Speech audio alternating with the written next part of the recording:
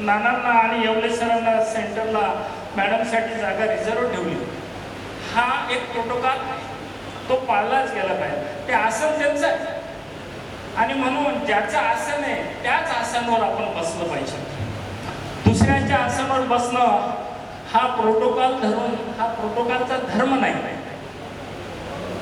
एखाद्या शाळेचा मुख्याध्यापक दुसऱ्या शाळेच्या चेअरवर जाऊन बसेल ते चुकीचं आहे. माझ्याकडे भोई साहेबांची व्हिजिट झाली होती. भोई साहेब आठवतो तुम्हाला?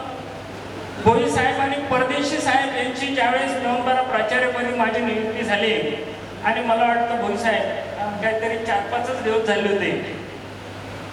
भोई साहेब हे आमचे बॉस तालुक्याचे आणि नुकताच प्रभारी 4 दिला होता परदेशी सचिन परदेशी सरांना. भोई सर आठवतं ना?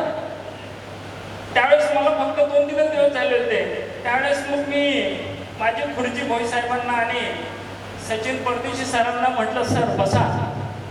बसले नाही म्हणाले, सर ही खुर्ची तुमची आहे, त्या खुर्चीवर हा तुमच्या मनाचा मोठेपणा आहे, तुम्ही आम्हाला म्हटले बसा पण बसू नये. बघा प्रोटोकॉल पाळले या 2 माणसांनी. आयुष्यामध्ये मी तुम्हाला तेच सांगू इच्छितो